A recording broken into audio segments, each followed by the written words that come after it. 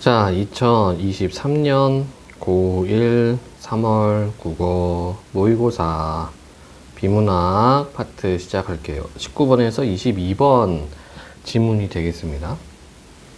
먼저 문제 보면 내용 파악하는 것, 그 다음에 자, 요런 20번 문제 같은 것은 이제 조건문 찾기입니다. 이제 조건에 맞춰서 어떻게 바뀌는가 요런 얘기고요. 그 다음에 유동성의 함정 이렇게 포인트 문제가 나와 있고, 그 다음에 이제 추론 형태 22번 문제 나와 있습니다. 자, 우리가 이제 경제지문 같은 것을 보다 보면은 이게 금리와 관련된 이야기가 상당히 많이 나와요. 금리가 많이 나오는데 좀 기본 개념부터 좀 설명을 하고 여러분들하고 좀 지문을 같이 보도록 하겠습니다. 우리가 흔히 경제주체라고 하면은 경제주체라고 하면은 정부가 있고요. 물론 이 정부 안에 이제 중앙은행도 포함입니다. 정부가 있고, 그 다음에 기업이 있고, 가게가 있다. 이렇게 이야기를 합니다. 자, 이렇게 경제주체가 있고요. 그 다음에 우리 한번 불황일 때를 한번 생각해 봅시다. 경기 불황. 경제가 안 좋다는 얘기죠? 자, 그럼 경기 불황 때는 그러면 정부에서 어떤 역할을 하냐면요.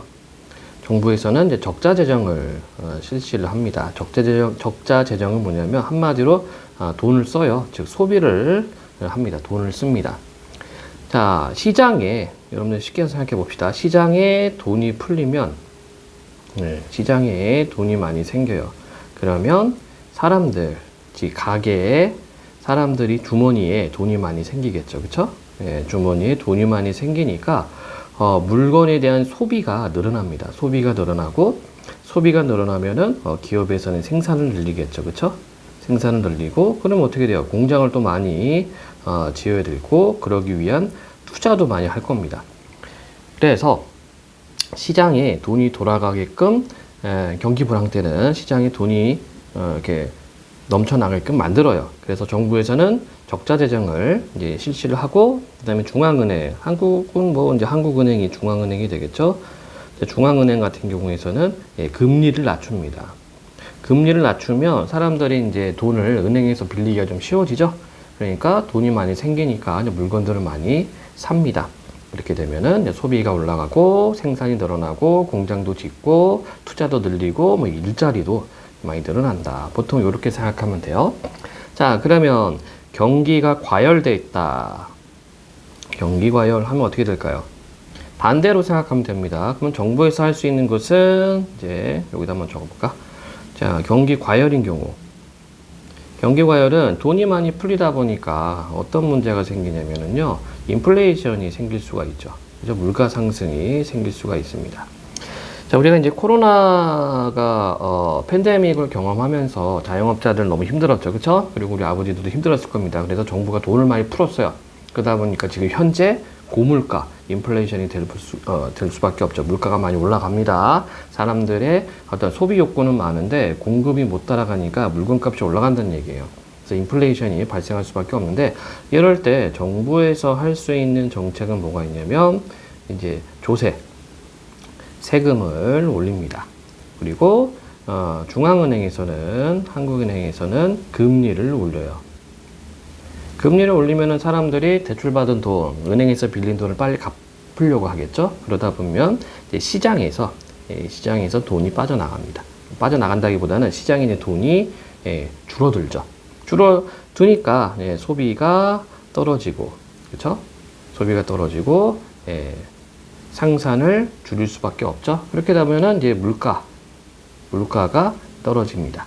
안정적으로 되겠죠. 그래서 요거를 줄타기를 굉장히 잘 해야 되는 거예요. 그래서 경기가 불황인지 경기가 과열되고 있는지 그거를 잘 보고 이런 정책들을 시행을 해야 됩니다. 이게 아주 기본적인 개념이라서 여러분들 시장과 그다음에 정부, 기업, 가게가 어떤 역할을 하는지 굉장히 간단하게 지금 얘기를 했습니다. 지금은 뭐 정부하고 중앙은행에 대한 역할만 얘기를 했는데 요 정도 개념은 여러분들이 꼭 알고 있으면 좋을 것 같아요. 자, 그러면 19에서 22번 지문 보도록 하겠습니다. 경기가 침체돼요. 자, 경기가 침체됐죠? 그러면 뭐 하는 겁니까? 이제 정부에서는 뭐 하는 거야? 세금을 깎아주고, 그 다음에 재정 지출을 늘려요. 돈을 써야 돼요. 그리고 중앙은행에서는 어떻게 한다? 예, 금리를 낮춥니다. 자, 경기가 침체되어 가계의 소비가 줄어들면 시중에 제품이 팔리지 않아 기업은 생산 규모를 축소하게 된다. 그 결과 실업률이 증가하고 가계의 수입이 감소하면서 소비는 더 위축됐다. 그쵸? 이게 이제 악순환이 되는 겁니다. 이와 같은 악순환으로 경기 침체가 심화되면 국가는 이에서 벗어나기 위해 유동성을 늘리는 통화 정책을 시행한다. 자, 이제 통화라는 것은 뭐냐면 여보세요? 그 전화 통화가 아니라 화폐 유통 이걸 통화라고 그래. 통화. 자, 다음 단락입니다. 유동성이란 자산 또는 채권을 손실 없이 현금화할 수 있는 정도로 현금과 같은 화폐는 유동성이 높은 자산인 반면 토지나 건물과 같은 부동산은 유동성이 낮은 자산이다. 그러니까 부동산 이름 자체가 뭡니까? 움직이지 않는 재산이라는 얘기가 되겠죠? 당연히 부동산은 유동성이 낮겠죠. 그러니까 현금화하기가 좀 시간이 오래 걸리니까. 이처럼 유동성은 자산의 성격을 나타내는 용어이지만 흔히 시중에 유통되는 화폐의 양, 즉 통화량을 나타내는 말로도 사용된다. 가령 시중에 통화량이 지나치게 많을 때 유동성이 넘쳐난다고 표현하고 반대로 통화량이 줄어들 때 유동성이 감소한다고 표현한다.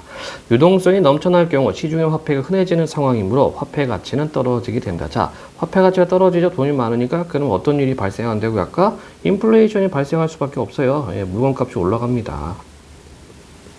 인플레이션 유발.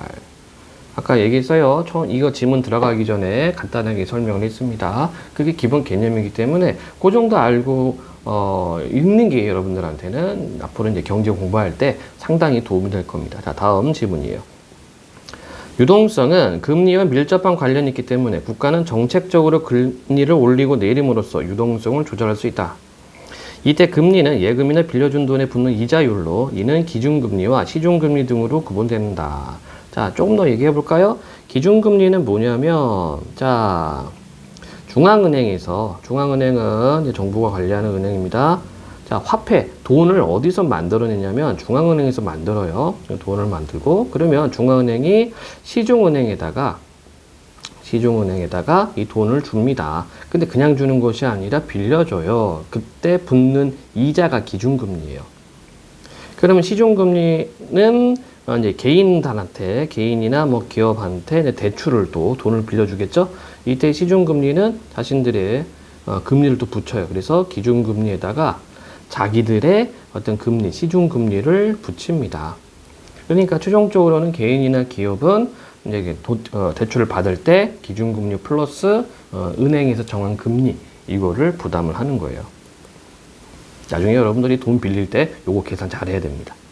자, 기준금리는 국가가 정책적인 차원에서 결정하는 금리로 한 나라의 금융 및 통화정책의 주체인 중앙은행에 의해 결정된다. 그러니까 한국 같은 경우에는 한국은행이 되겠죠. 반면 시중금리는 기준금리 영향을 받아 중앙은행 이외의 시중은행이 세우는 표준적인 금리로 가계나 기업의 금융거래에 영향을 미친다. 가령 시중금리가 내려가면 예금을 통한 이자 수익과 대출에 따른 이자 부담이 줄어 가계나 기업에서는 예금을 인출하거나 대출을 받으려는 경향성이 늘어난다. 그 결과 시중의 유동성이 증가하게 된다. 그렇죠? 그러니까 금리가 떨어지면은 손쉽게 돈을 빌릴 수 있으니까 시장에 돈이 넘쳐납니다. 이것을 이 지문에서는 뭐라고 얘기를 합니까? 유동성 증가, 유동성이 넘쳐난다 이렇게 얘기를 하고 있어요. 반대로 시중금리가 올라가면 이자 수익과 대출이자 부담이 모두 늘어나기 때문에 유동성이 감소. 그렇죠? 시중금리 올라가면은 이자 수익하고 대출이자 부담이 늘어나니까 사람들은 어떻게 해요? 은행에다가 돈을 집어넣겠죠? 그러면 시장에 있던 돈들이 은행으로 돌아가니까 유동성이 감소하는 겁니다. 자, 이와 같은 금리와 유동성의 관계를 고려하여 중앙은행은 기준금리를 조절하는 통화정책을 통해 경기를 안정시키려고 한다. 만일 경기가 침체되면 중앙은행은 기준금리를 인하하는 정책을 도입하여 기준금리 인하, 시중금리를 낮추도록 유도한다. 그 결과 유동성이 증가하여 가계의 소비가 늘고 주식이나 부동산에 대한 투자가 확대된다. 또한 기업의 생산과 고용이 늘고 다양한 분야에 대한 투자가 확대되어 물가가 상승하고 경기가 전반적으로 활성화된다. 아까 얘기했죠? 경기 불황일 때 어떻게 하느냐. 정부에서는 세금을 깎아주고 그다음에 재정 지출을 늘리고 중앙은행에서는 금리를 낮춥니다. 그러면 시장에 돈이 넘쳐나게 되니까 즉 유동성이 증가하게 되니까 사람들이 그것으로 투자를 하고 소비를 해요. 그러면 기업도 물건을 많이 생산을 하고 그다음에 투자도 하고 그럼 고용도 늘어날 겁니다. 물론 물건값도 올라가죠. 자, 반대로 경기가 과열되어 자산 가격이나 물가가 지나치게 오르면 중앙은행은 기준금리를 인상하는 정책을 통해 유동성을 감소시킨다. 그렇죠? 기준금리 인상하면 어떻게 된다고요? 예, 사람들이 돈을 은행에다가 집어넣죠. 뭐 이자 수익을 위해서나 아니면은 대출 그 이자 때문에 빨리 갚으려고 할 겁니다. 그러다 보면 시장에 있는 돈이 줄어드니까 유동성이 감소가 되고 그렇게 되면 인플레이션이 좀 차츰 안정화가 되죠. 자, 그 결과 기준금리를 인하할 때와 반대 현상이 나타나 자산 가격이 하락하고 물가가 안정되어 과열된 경기가 진정된다. 자, 그래서 요 단락에서는요, 예, 기준금리를 올리고 내릴 때의 효과입니다. 즉, 경기가 침체됐을 때는 기준금리를 내리고 경기가 과열됐을 때는 기준금리를 올립니다. 자, 다음. 자, 그러나 중앙은행이 경기 활성화를 위해 통화정책을 시행했음에도 불구하고 애초에 의도한 결과가 나타나지 않기도 한다. 즉, 기준금리를 인하하여 시중의 유동성을 충분히 공급하더라도 증가한 유동성이 기대만큼 소비나 투자로 이어지지 않으면 경기가 활성화되지 않는다. 특히 심각한 경기 침체로 인해 경기 회복에 대한 전망이 불투명할 경우 경제 주체들은 쉽게 소비를 늘리지 못하거나 투자를 결정하지 못해 돈을 손해에 쥐고만 있게 된다. 그렇죠? 예, 너무 불안한 겁니다. 이걸 돈을 써야 될지 말아야 될지 일단 불확실해지니까 돈을 안 쓰고 손안에만 쥐고 있다는 얘기죠. 그렇게 되면은 애초에 생각했던 어떤 경기 활성화 정책이 먹히지가 않다는 얘기예요.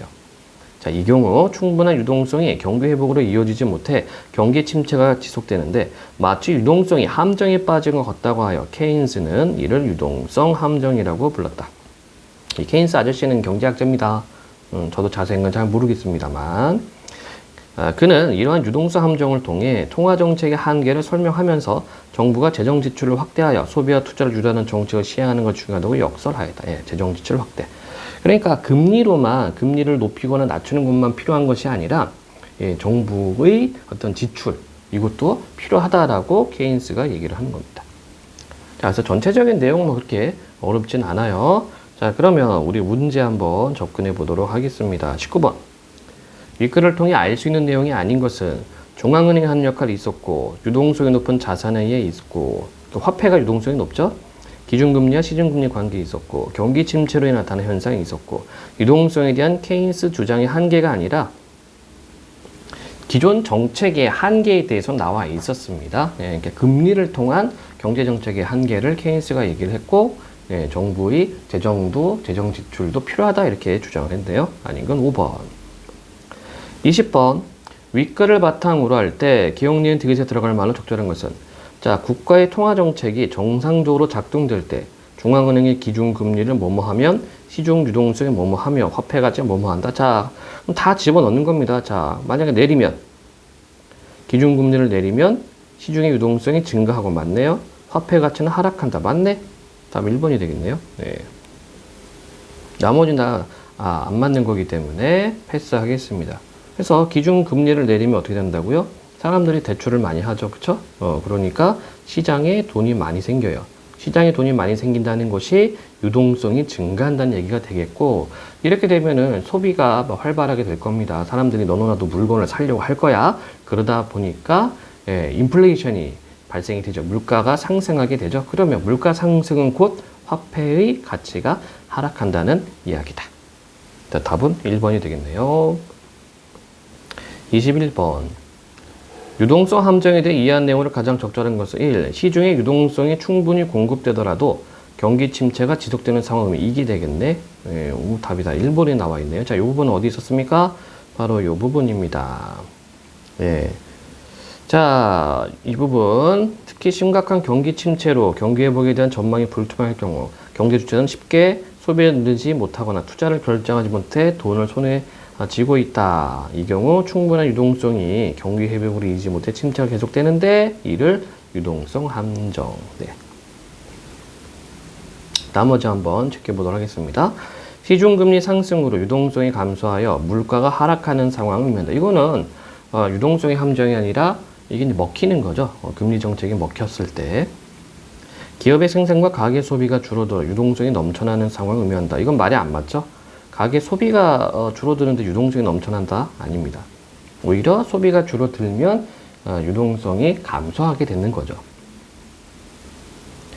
자, 그리고 순서가 유동성이 감소해야지만 가계 소비가 줄어들 수밖에 없어요. 돈이 안 생기니, 돈이 없으니까 소비가 안 되지.